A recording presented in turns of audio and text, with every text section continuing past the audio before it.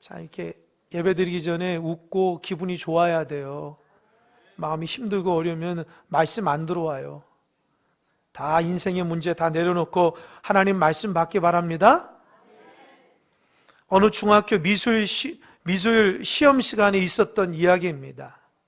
그분이 참 문제가 많은 반이었어요.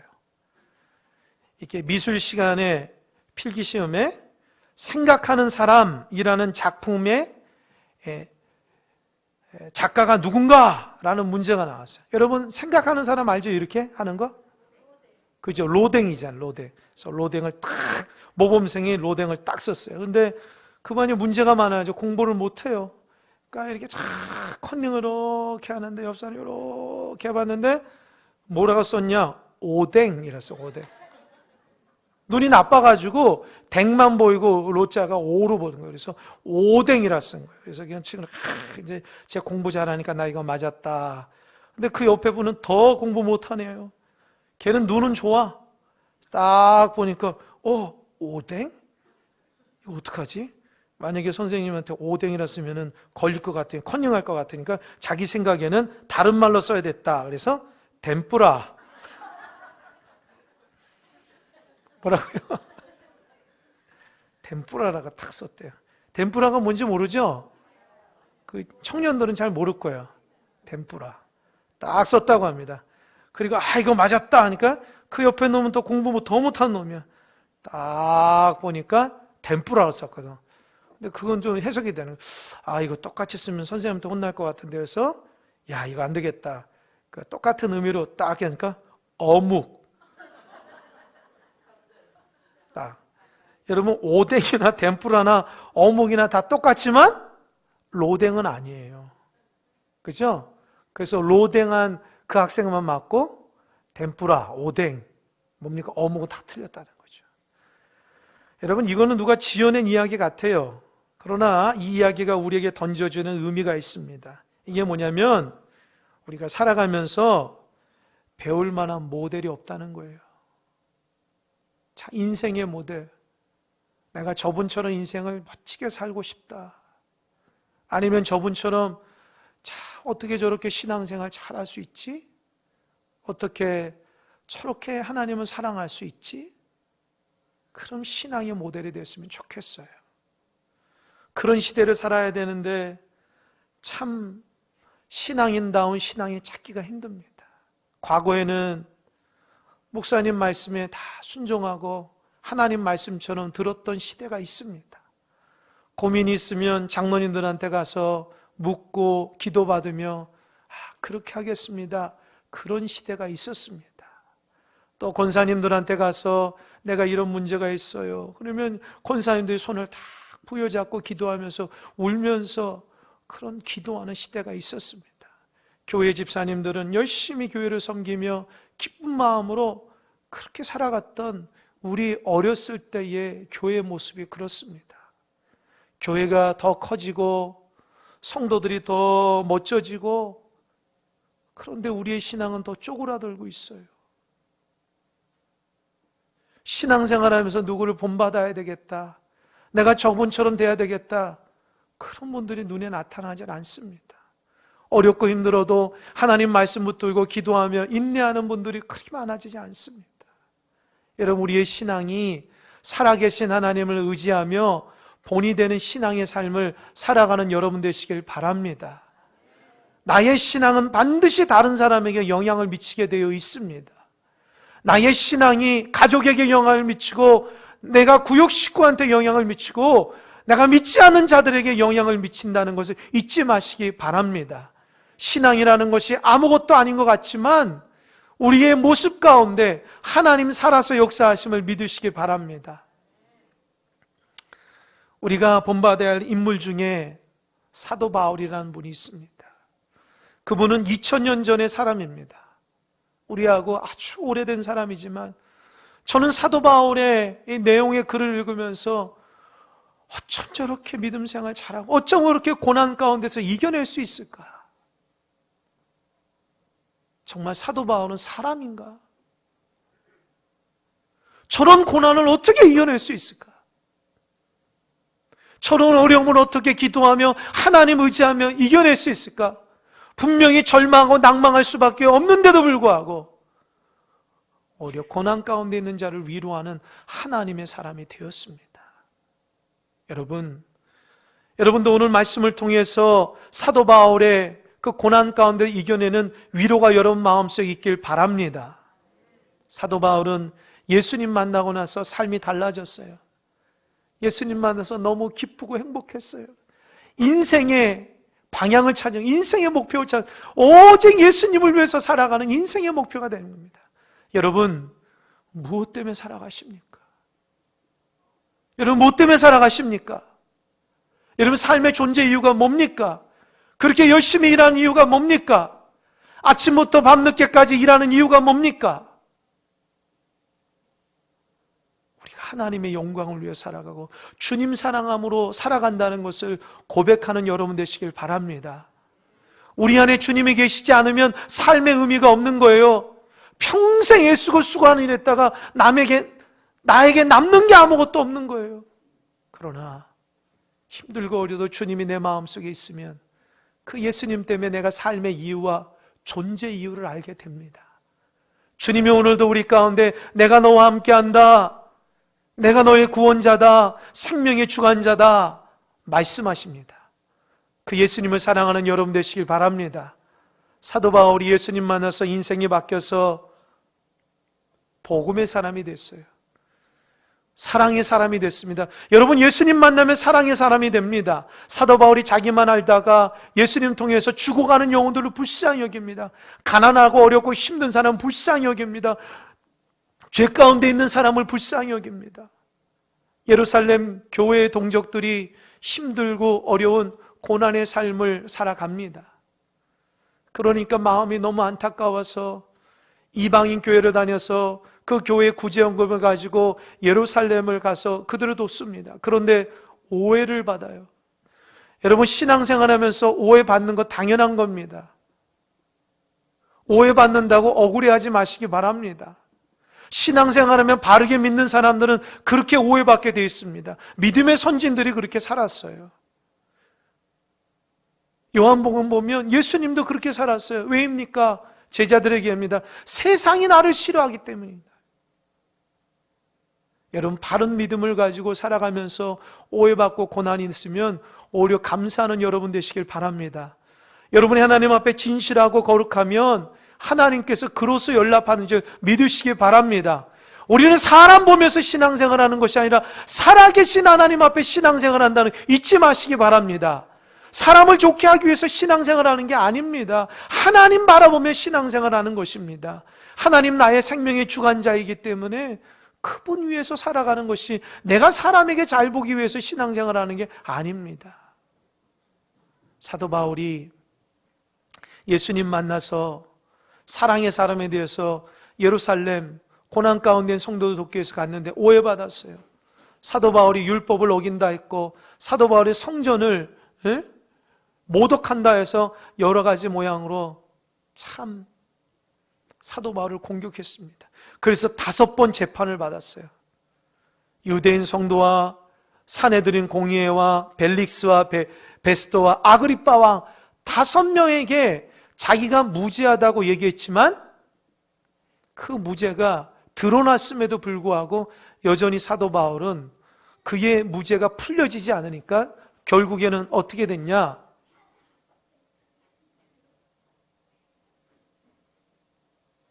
결국에는 사도 바울이 아그리빠 왕 베스도에게 내가 로마에 있는 가이사에게 재판을 받겠다 해서 상소를 합니다. 사도 바울은 유대인이었지만 로마인이었기 때문에 당연히 로마인은 로마법에 적용돼서 황제인 가이사에게 재판을 받을 수 있습니다. 그래서 결국 재판받기 위해서 로마로 가게 됩니다. 그러나 하나님의 뜻은 그게 아니었어요. 사도 바울은 재판받기 위해서 로마로 가지만 하나님은 로마, 그 당시 세계의 중심인 로마에 하나님의 복음을 전해서 복음이 전 세계에 퍼지도록 하는 하나님의 계획과 섭리와 비전이 있었다는 겁니다. 여러분 꼭 명심하십시오. 여러분의 인생이 그냥 걸어가는 것 같지만 여러분은 그냥 걸은 것 같지만 하나님 그 걸음걸음마다 하나님의 섭리와 계획이 있다는 걸 잊지 마시기 바랍니다. 나는 알 수 없지만 하나님께서 그 길 가운데 하나님의 뜻과 역사 가운데 인도해 주신다는 거예요. 그러니까 하나님만 붙잡으면 되는 것이에요. 힘들고 어려도 하나님의 뜻이 있다 생각하면 되는 겁니다. 고난 가운데 하나님의 뜻이 있다 생각하면 되는 거예요. 사도 바울은 재판받기 위해서 로마 가지만 하나님은 그게 아니었어요. 그 수많은 영혼들을 구원하기 위해서 하나님의 역사로 사도 바울을 이끌어 주셨다는 겁니다. 그래서 사도 바울은 드디어 로마에 갑니다. 276명의 죄인과 함께 배를 타고 갑니다. 그 배의 책임자는 아구스테를 이끄는 백부장 율리오였습니다. 이 율리오라는 사람이 276명의 죄인과 사도 바울을 데리고 로마에 가서 이 죄인들을 재판받게 하는 사명이 있었어요. 그런데 27장을 잘 보면 사도 바울과 함께했던 두 명의 사람이 있습니다. 누구냐면 누가와 아리스다고입니다. 여러분 누가가 누구인지 압니까? 사도행전의 저자예요. 누가는요, 사도 바울이 전도할 때 마게도냐에서 이 누가를 만나서 같이 그 뒤로부터 동역을 하게 되는데, 만약에 누가가 없었다면 2000년 전에 사도 바울에게 나타난 생생한 이야기가 우리에게 전해지지 않습니다.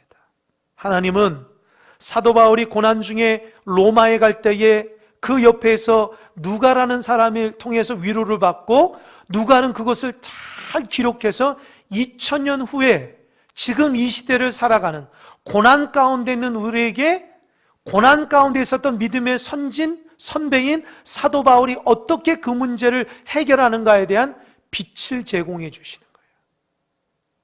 여러분, 하나님은 동역할 수 있도록 인도해 주시는 분이세요. 우리 힘들게 어렵게 그냥 두지 않습니다. 하나님을 찾고 믿음으로 나아가는 자들에게는 반드시 주변에 하나님의 사람을 붙여주십니다. 사도 바울에게는 누가라는 사람이 있었어요. 누가는 의사예요. 사도 바울이 고난 중에 돌에 맞아서 얻어 터졌을 때 누가가 옆에서 잘 치료해 줬습니다. 마음으로 격려를 해줬어요. 위로를 해줬습니다. 그러니까 사도 바울이 힘을 내서 하나님의 귀한 사역을 할 수 있었습니다. 여러분, 주변의 사람들에게 격려하고 위로해주는 여러분 되시길 바랍니다. 따뜻한 한마디가 그들에겐 큰 위로가 됩니다. 해결해 주지 못하지만 하나님이 성도님 사랑하셔요. 하나님 성도님과 함께 있습니다. 힘을 내시기 바랍니다. 이렇게 위로하는 여러분 되시길 바랍니다. 우리 옆에 분이 한마디 하겠습니다. 하나님이 성도님을 정말 사랑하십니다. 하나님이 성도님을 붙잡고 있습니다. 힘을 내시기 바랍니다. 절망 가운데 빠지지 마시기 바랍니다. 또 아리스토하고라는 사람이 있어요. 아리스토하고는 사도 바울이 에베소에서 만난 사람인데 예루살렘에 갔을 때 함께 했어요. 그리고 예루살렘에서 또 가이사에서 5번 재판받을 때도 그 옆에 있었던 사람이에요. 아리스토하고는 사도 바울을 보면서 어떻게 저렇게 믿음으로 이겨낼 수 있을까? 이방인인데 어떻게 예수님이 사도 바울에게 어떤 분이길래 절망할 수밖에 없고 실망할 수밖에 없고 낭망할 수밖에 없는데 어떻게 저 문제를 저렇게 해결하지? 오히려 아리스토가 사도 바울을 통해서 살아계신 예수님 만나게 된 겁니다. 아멘. 여러분도 고난 중에 예수님 만나서 주변 사람들에게 위로를 전해주는 여러분 되시길 바랍니다. 도저히 해결이 안 되는데 하나님이 함께 하시니까 위로가 되는 겁니다. 하나님 붙들어 주시니까 힘을 낼 수 있는 것입니다. 그래서 사도 바울이 로마로 가게 되는 거예요. 사도행전 27장 3절에 보면 백부장 율리오가 사도 바울을 보면서 자유로 하겠다는 거예요. 죄수들은 다 손에 묶여 있어요. 그러나 사도 바울은 자유를 주신 거예요. 왜요? 사도 바울이 죄수들과 다르다는 거예요. 사도 바울은 예수 그리스도의 향기 나는 믿음의 사람으로 보여진 거예요. 여러분, 믿지 않는 자들에게 여러분을 볼 때에 여러분이 하나님의 사람이라는 것이 드러나는 역사 있길 바랍니다. 도대체 저 사람은 어떻게 해서 저렇게 늘 항상 기쁘지? 어떻게 늘 항상 저렇게 웃을 수 있지? 어떻게 저렇게 행복하지? 이유가 뭘까요? 주님이 내 안에 있기 때문이야. 이렇게 고백하는 여러분 되시기 바랍니다. 사도 바울은 죄인의 몸으로 로마에 가지만 행복했어요. 왜요? 하나님의 뜻이 있었기 때문입니다. 절망 가운데 낙심하지 않았어요. 하나님의 그 모든 과정을 붙드시고 인도하신다는 확고한 믿음이 있었기 때문입니다. 그래서 남을 감동시키는 사람이 된 것입니다. 여러분, 세상 사람들이 신앙생활한 여러분 보면서 기대감이 있습니다. 적어도 저 사람은 교회 다니니까, 아니 교회 생활을 오래 했기 때문에 나하고는 다르겠지. 나하고는 다르겠지. 저 사람은 기도하는 사람이고 하나님 말씀을 아는 사람이니 저 사람은 정직할 거야. 저 사람은 나처럼 근심이 없을 거야. 저 사람은 나처럼 절망하지 않을 거야. 저 사람은 나처럼 소망이 끊어지지 않을 거야. 여러분 어떻습니까? 믿지 않는 자들이 여러분 보셔서 실망하지 않길 바랍니다. 우리가 갖고 있는 신앙이 아무것도 아닌 게 아니에요. 하나님 살아계시고 하나님 우리의 생명의 주권자이고 상한가 할 때도 꺾지 않고 꺼져가는 등불도 끄지 않으시는 분이 우리 살아계신 하나님이십니다. 그 하나님이 여러분을 생명싸개로 이렇게 감싸고 있습니다. 그 하나님이 여러분을 손으로 이렇게 모으고 있다는 걸 잊지 마시기 바랍니다. 사탄 마귀가 그 무엇이 여러분과 하나님의 관계를 끊을 수 없다는 걸 잊지 마시기 바랍니다. 어떤 문제가 우리 하나님의 사랑을 끊을 수 없다는 걸 잊지 마시기 바랍니다. 심지어 믿지 않는 사람도 우리를 향한 소망이 있고 기대감이 있습니다. 하나님이 우리를 향한 기대감이 있습니다. 하나님이 여러분을 향한 바람이 있습니다. 너는 내 자녀야. 너는 내 아들이야. 너는 내 딸이야. 세상의 아들이 아니고 세상의 딸이 아니야. 하나님은 그렇게 여러분을 위로하십니다. 사도 바울이 죄인의 몸으로 로마를 가는데도 위로를 받은 거예요. 하나님이 함께하니까 위로를 받은 거예요. 모든 죄인들은 다 절망이지만 사도 바울은 하나님이 나와 함께했다는 것 위로 때문에 변치 않는 그 믿음으로 하나님 바라보며 기쁨이 일어난 것입니다. 여러분, 기쁨은 외적으로 주어지는 게 아닙니다. 기쁨은 내 안에서 예수님 때문에 나오는 것입니다. 아멘? 주님 때문에 행복한 여러분 되시길 바랍니다.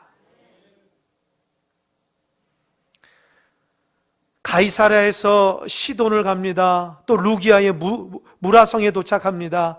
그리고 해서 로마로 가는 알렉산드리아 배를 타고 미양이라는 곳으로 갑니다. 그런데 가다가 너무 힘든 거예요. 왜요? 풍랑이 일어나고 바람이 불지 않으니까 조금 어려운 거예요. 그래서 간신히 미항이라는 곳에 갔어요. 사도 바울이 백부장 율리옥에 얘기합니다. 백부장님, 지금은 겨울철입니다. 겨울철이기 때문에 3개월 동안 풍랑이 심해서 배가 난파하기 쉽습니다. 3개월 동안 미항이라는 곳에 좀 있다가 정박했다가 봄이 되면 우리 로마로 출발했으면 좋겠습니다. 하나님이 그런 감동을 주셨어요. 그리고 사도 바울이 백부장이 얘기합니다. 그러니까 그 말을 듣던 선장과 선주가 무슨 소리냐? 지금 우리 빨리 로마로 가야 된다. 이 배가 그렇게 넉넉한 거 아니야. 너희들 실어주고 나는 또 다른 사람 실고 돈 벌어야 돼. 지금 빨리 가야 돼. 스케줄이 다 있어. 그렇게 얘기하니까 백부장이 여하튼 로마로 빨리 가야 된다는 생각에 사도 바울의 말을 거부합니다. 그리고 선장과 선주의 말을 더 귀하게 여겨요. 그래서 백부장이 닻을 올려라, 가자. 그 당시에 배는 동력으로 가는 게 아니에요. 바람으로 가는 거예요. 돛을 올려라 했더니만 남풍이 딱 부니까 원하는 대로 쫙 가는 거예요. 이 베닉스라는 곳으로 가서 가려고 그랬거든요. 그러니까 선장하고 선주하고 백부장이 봐라 사도 바울 저 거짓말했지. 이렇게 바람이 잘 부는데 배에 대해서는 내가 더 잘 알지 사도 바울이 더 잘 알아? 의시 때문에. 그런데 초반에 남풍이 싹 불어가서 배가 가는데 갑자기 날씨가 안 좋아지는 거예요. 그래서 우리 식대로 얘기하면 허리케인, 엄청난 광풍이 불어서 배가 난파되었습니다.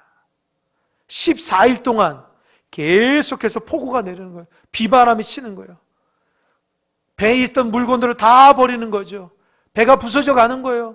그냥 표류하기 시작하는 거예요. 사람들이 어떡하냐. 알렉산더의 배가 얼마나 큰 배인지 몰라요. 아마도 백부장과 선주와 선장은 그 어떤 파도도 이겨낼 수 있는 최고의 배가 알렉산드리아 배라고 생각할 거예요. 그러나 풍랑 앞에 무참히 난파됩니다. 자기의 경험과 자기의 생각으로 갈 수 있다고 생각했는데 하나님의 말씀을 무시하고 가니까 배가 난파된 거예요. 여러분, 똑똑하다는 것 뭔지 아십니까? 내 생각과 내 마음으로 가는 게 아니라 하나님 말씀에 순종하는 것이 참으로 지혜자임을 믿으시기 바랍니다. 여러분, 경험 앞세우지 마시기 바랍니다. 믿음 앞세우시기 바랍니다. 여러분이 어느 것의 전문가일지라도 하나님은 우리 삶의 모든 것이 되시는 전문가임을 믿으시기 바랍니다. 하나님이 되면 되는 거예요. 하나님이 하시면 하는 거예요. 내 생각은 안 된 것 같고 절망 가운데지만 하나님이 하신다면 되는 겁니다. 여러분 정말 똑똑한 사람 되시기 바랍니다. 똑똑한 것 같은데 똑똑하지 않은 사람은 뭐라고 그러죠? 헛똑똑하다고 그러죠. 헛똑똑. 똑똑한 것 같은데 똑똑하지 않은 거예요. 우리가 내 경험과 내 지혜와 내 명찰을 앞세우는 것이 아니라 하나님 말씀에 순종하며 살아가는 때에 하나님께서 붙드는 줄 믿으시기 바랍니다. 14일 동안 해도 보이지 않았어요. 별도 보이지 않았어요. 모든 죄인들과 백부장과 선주와 선장과 다 절망에 빠지지만 유독 한 사람 누굽니까? 사도 바울은 기뻤어요. 절망하지 않았어요. 왜요? 이유가 뭐죠? 대답해 보세요. 이유가 뭐죠? 예? 이유를 모르십니까? 사도 바울이 하나님이 함께 하셨기 때문입니다. 아멘? 대답해 보세요. 여러분 힘들고 어려워도 이겨낼 수 있는 힘이 어디 있죠? 어디에 있죠? 하나님이 함께 하시기 때문입니다. 우리 혼자는 그 문제 해결할 수 없어요. 그러나 하나님이 함께 하시기 때문에 되는 겁니다. 우리가 그 믿음을 잊어버리지 않으면 됩니다. 그 믿음만 붙잡으면 됩니다. 사도 바울이 풍랑 중에 일어나서 사람들이 얘기해요. 걱정하지 마십시오.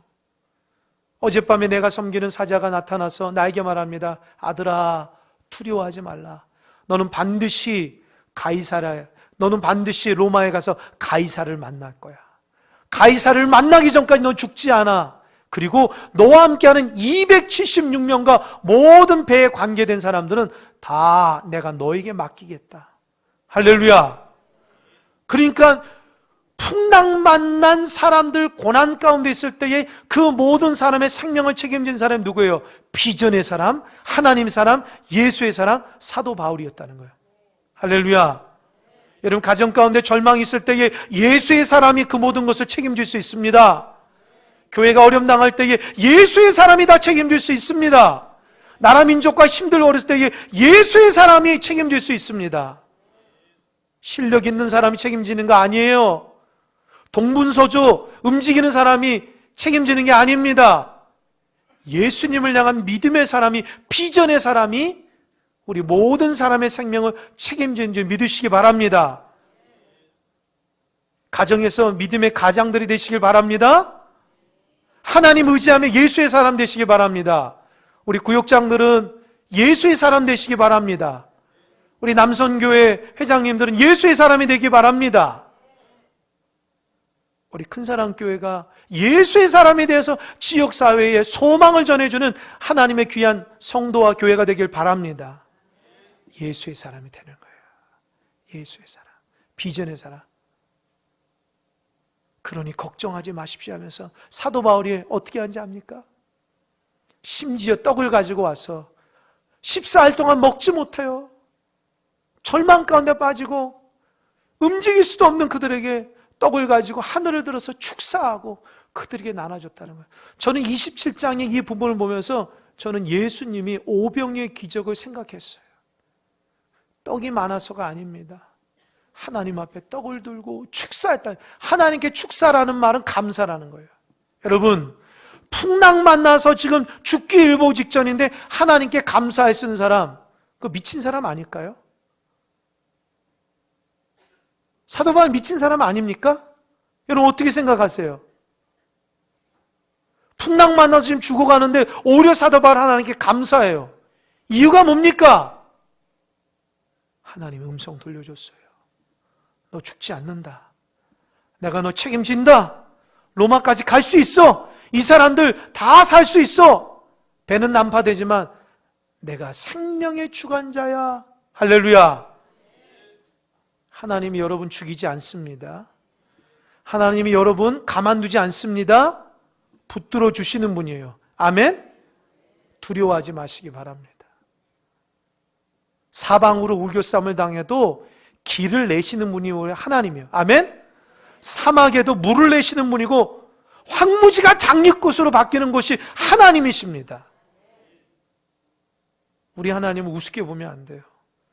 우리 하나님 위대하신 분이에요. 여러분이 하나님을 그렇게 생각하면 정말 그런 하나님으로 되는 거예요. 그러나 우리 하나님을 위대한 하나님을 여기면 위대한 역사가 우리 삶 가운데 일어납니다. 아멘? 하나님이 여러분의 인생의 문제를 책임질 믿으시기 바랍니다. 그 하나님이 생명의 주관자예요. 말씀, 빛이 있으라는 빛이 있는 거예요. 생명의 역사가 우리 하나님께 있습니다. 하나님을 여러분 마음속에 가다 놓지 마세요. 하나님이 능력 없는 하나님 가다 놓지 마세요. 하나님은 내가 가다 놓을 뿐 아니에요.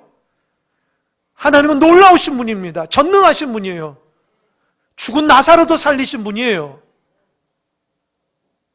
소망을 잃어버리지 않길 바랍니다. 사도 바울이 그 놀라운 역사 가운데 그래서 결국에는 한 섬에 멜리데 섬에 도착해서 하나님의 은혜로 결국 로마로 도착하게 됐습니다. 제가 한 글을 읽어드릴게요. 참 제가 은혜를 받았어요.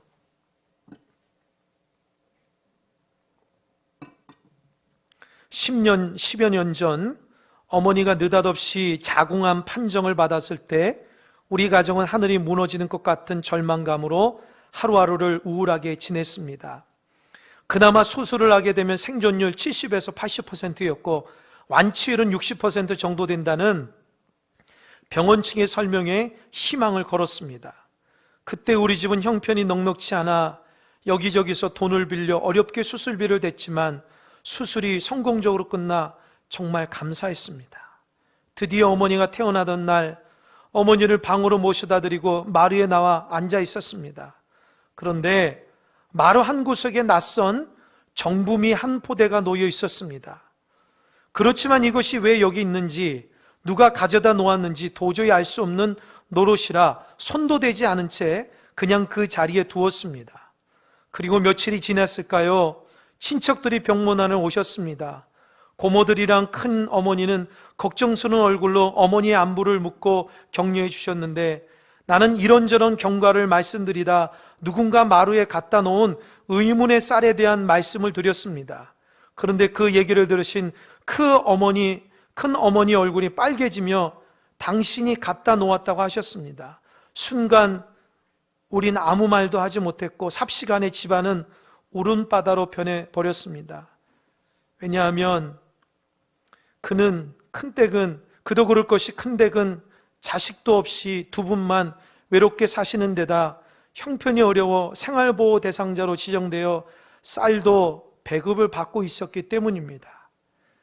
그렇게 지원받은 귀한 쌀을 아낌없이 우리에게 주신 것이었습니다. 큰 어머니는 수술받은 어머니의 손을 붙잡고 이렇게 말씀하셨습니다. 여보게, 내가 가진 것이 너무 없다 보니 자네에게 줄 것이라고는 이 정품이 한 포대밖에 없어. 정말 미안하네. 맛없는 쌀이지만 양이라도 넉넉히 해서 많이 먹게나, 그리고 빨리 일어나게나. 여러분, 제가 이 글을 읽으면서 넉넉해서가 아닙니다. 부유해서가 아니에요. 남을 격려하고 축복하고 위로해 줄 수 있는 것은 작은 것 하나입니다. 여러분이 예수님을 마음속에 구원의 하나님으로 여기신다면 절망 가운데 빠진 자에게 예수님이 당신을 사랑하셔요. 포기하지 마세요. 예수님이 당신과 함께 있고 저도 기도할게요. 그렇게 위로를 전해주는 자가 되시길 바랍니다. 우리가 갖고 있는 연약한 정품이 한 포대가 뭡니까? 그것이 우리의 신앙이라 생각이 되는 거예요. 내가 갖고 있는 그 신앙, 변변치 못하지만 다른 사람의 큰 격려와 위로가 됩니다. 여러분들 주변 사람에게, 또 가족에게, 힘들고 어려워서 고난 가운데 있는 자들에게 예수님이 있어, 걱정하지 마, 힘내, 이렇게 위로하는 여러분 되시길 바랍니다. 기도하겠습니다.